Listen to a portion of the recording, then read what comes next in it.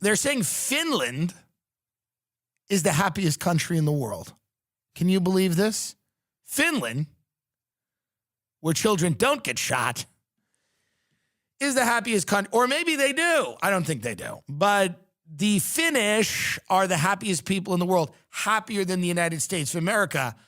This is what they're saying. This is the New York Times.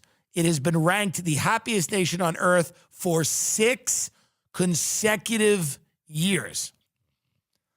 But in this article, they talk to the individual Finns who are, I don't know, they're not exuberant. They're satisfied. They're like relaxed. They go, yeah, we're cool. And I read this article. We're going to bring up some interesting parts of it. I don't know. Again, I'm not shocked that America's doesn't rank because, again, I've talked about the idea that very few people seem happy in America. Even happiness in America seems to be a frenetic kind of manic behavior. That's not like a Nordic, satisfied and relaxed person. It's like a manic junkie whose dealer has just called them back. That is happiness in America. It's like somebody very, very excited to tell you how good something's going for them. But it's not like that calm, cool, collected, deep satisfaction that maybe the Finnish have. So here in the article, on March 20th, the United Nations Sustainable Development Solutions Network released its annual World Happiness Report. What an interesting thing, which rates well-being in countries around the world. For the 6th year in a row, Finland was ranked at the very top. They keep winning. They always win. But when they interview them individually, they go, I wouldn't say that I consider us very happy, said Nina Hansen, 58, a high school English teacher from a mid-sized city on Finland's west coast. I'm a little suspicious of that word, actually, which I am too, Nina. They spoke to about a dozen Finns, a Zimbabwean immigrant, a folk metal violinist, a former Olympian, and a retired dairy farmer about what supposedly makes Finland so happy. Our subjects ranged in age from 13 to 88 and represented a variety of genders, sexual orientations, ethnic backgrounds, and professions to get a full picture of how happy Finnish people are. They came from Kola, as well as the capital Helsinki, Turku, a city on the southwestern coast, and 3 villages in southern, eastern, and western Finland. And I read the article, and what it comes down to is they like nature, they like welfare, and they're satisfied with very little, which is good. But that's how you get happy, right? They enjoy nature. They actually enjoy it. Like Americans don't really enjoy nature unless we're destroying it or we're using it for our own gain. Nature in America, for the most part, has kind of been ruined. Like we do have Yellowstone. We have some beautiful national parks. But most nature is just, it's hanging on by a thread. The fires are always burning down. There's droughts everywhere. The lakes aren't at a high level. So nature in America takes a back seat. There are people that go out and do things in nature, but a lot of times that's murder or rape. I mean, it's not always, there's people that go out and don't kill in the natural environment, but it's not our main thing. Like our main thing is not the nature. Like we have some pretty nature, but our main thing is like the cities, the vibe, the clubs, the drugs, the money, the cars, And in Finland, they like a tree. Like they like seeing green grass. We take nature and put it on the outside. Like we take fake moss and put it on the outside of buildings, or we take trees and rip them out of the ground and put them inside of a hotel lobby. We dominate nature, which I think is good. Like we don't let nature, we're not going to be nature's bitch, Like there's a lake in Austin called Lake Travis, which is heinous. It's a heinous lake. It's a man-made lake, and it looks like it's in a crater, like an asteroid hit the earth, and there's a crater. And it's blue because it's limestone on the bottom. It gives it that nice color. And they buy water from Lake Mead, and they buy water from Colorado, and they direct it via the dam into this Lake Travis, which is a heinous lake, kind of. I mean, when you look at it, and the drought has made the lake so that the lake is not even full. It's kind of like, it's like the levels of the lake aren't good. So people go out and they go on boats and they get hammered and they drink, and there's a place called Hippie Hollow where they get naked and everybody's like screaming and yelling. And, this is a fun summer activity, but it's not really about the lake, right? Like it's just about like we've created this big slip and slide for adults to just, to take part in. Like it's about us. It's not about the lake. We don't really give a shit about the lake. We care about our ability to use the lake to get drunk, to use drugs, to drive fast on boats and have fun water sports. But that's what America views nature. It's like an impediment to our having a good time. It's like the lake, last year, the lake levels were low. People didn't care. They're like, fuck it. It's just, hey, the lake's our bitch. And it's a heinous lake, not a nice lake. It's not a naturally occurring lake. It's a man-made lake. We make lakes and we put some fish in them and we go out there and do it. Go out there and get drunk, get on the boat, and there's nothing wrong with it. Get on the fucking jet skis, have fun. But we make nature to please us. Whereas the Finnish people, the Finns, go to nature and their depression is lifted because they're in nature, and I don't know what they do out there in it, but apparently they like it. They also have a very strong social safety net. Well, they're saying there are psychological benefits of nature in Finland, that these people, there's psychological benefits of nature, like they go to nature and they feel better about themselves. They also have a nice welfare state, so nobody's cast out of society for not performing. So rather than happy, they are more likely to characterize Finns as quite gloomy, a little moody, and not given to unnecessary smiling. So these are different types of people. They're Nordic.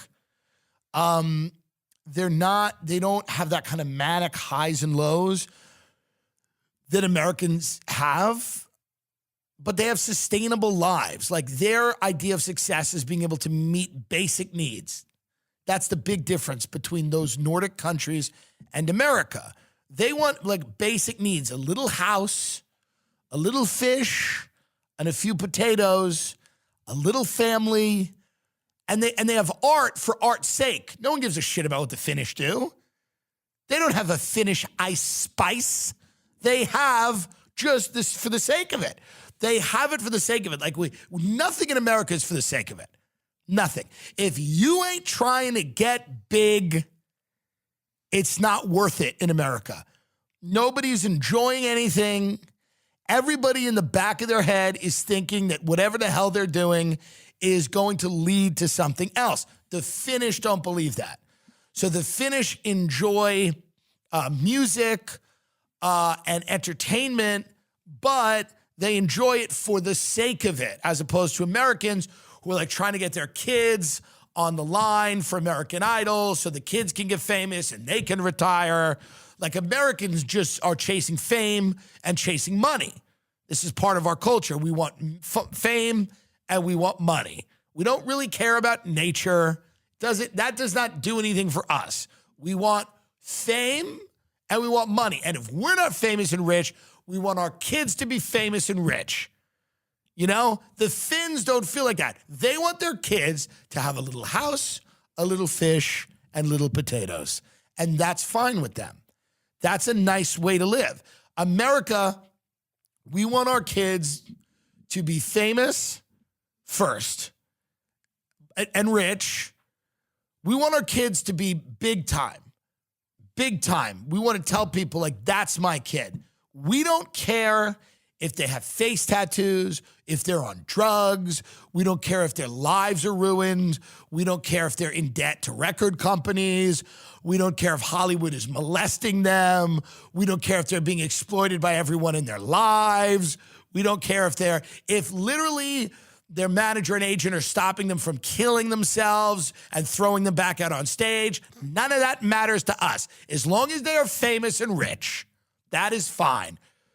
That is fine. And then the next step, if they're not famous and rich, is like, good job that you can tell people about, a decent house, big house, nice wife, nice kids. Like, look at that. But first and foremost, we'd like them to be famous and rich. And the Finns aren't doing this. Their lives are not built on this unsustainable rat race that Americans are in. Americans are constantly in this rat race of being the best at everything, the most successful, putting in the most time, getting the big job, getting the corner office, getting the big house and the pool and the cars. But the Finnish people, but again, I don't know what's better. I don't know what's better. I don't know what's better. Is it better to have a little house with a little fish and the little potatoes, and it's a tiny little house and no one really speaks? They speak occasionally. Or is it better to live in a McMansion where everybody in their rooms is plotting against everybody else and they're plotting to try to get their lives where they want them to be? I don't know. I don't know what's better. Do you want to live in a place where you get excited by something as stupid and gay as nature? Is that like something that you want to be a part of? I mean, it's easy to say that, yes, Americans are sick and our value system is wrong. It is. And, everything, and our country's rotted. It has. But the flip side of it is, like, the Finns have never had any impact culturally on the world. And you could say, well, America's impact is now negative. Well, maybe I'd agree with you. But we've certainly done some good things. I mean, name me a Finnish movie, or something in terms of music. I mean, I don't know. It's not as easy to just say, like, hey, the Finnish are the happiest people in the world, and we should all take a page out of their book. I don't know. I don't know if that's just easy to say as people believe. Like, if people really want to do that. So listen to this. This is interesting, and this goes right to my point. Public funding for education in the arts, including individual artist grants, gives people like his wife, Herta, a mixed media artist, the freedom to pursue their creative passions. It also affects the kind of work that we make because we don't have to think of the commercial value of art, said Mr. Kiski. So a lot of what these artists make here is very experimental. Listen, Herta sucks. And she's making a lot of crap. And the reality is the government's funding that crap, and there's nothing wrong with that on its face. But the reality is it's not good. Mixed media art is rarely good. And there's no way that this bitch is doing anything good. There's no way. There's no way that, first of all, I know some of the biggest losers in the world. If you were to give them grants from the government to make sure so that they didn't have to work and they could just make art, it would not make the art good. It wouldn't. It would relieve the financial burdens on them, but that wouldn't necessarily make them valuable as artists. So, I mean, can we get some of Herta? Is there anything that we can see here from Herta, the Finnish mixed media artist? Because I want to be proven wrong, but I have a sneaky suspicion that it's a waste of everybody's time. It could be, Herta. Here it is. Herta Kiski. Herta Kiski. Now, I could be wrong here, but this is what you get in a country with a social safety net where people, are, satisfied. And I'm not. So what is this? What am I even looking at? What is it? I kind of like that. This is called After the End. I kind of like that. That's not bad. After the End. What do you even see here? Well, it's like a picture of, I don't know, but it's not horrible. Well, now go up there. What is this with the two, what is that, 2 eggs? Oh, boy. This is what you do when you don't have to think of the commercial value of art. And everybody's satisfied to just loaf around and eat a little fish and little potatoes. What else? What other masterpieces? What is that, a torture chamber? I think it's like Yeah, I mean, again, you know, are you trading this? Are you trading Tina Turner or Elvis or Biggie for this, for Herta? Let's be honest. These are the questions we have to ask ourselves. Is that what we want? Do we want a society where we don't have Run DMC, but we have this, where this bitch took scrunchies and put them on a metal pipe and is calling this art, and that's what the government pays for? The government pays for this bitch to put scrunchies on a metal pipe and call it art, and that's what they pay for. You know what I think would make her better? Working at Taco Bell for minimum wage and then fighting her way out of that. Sorry, Herta.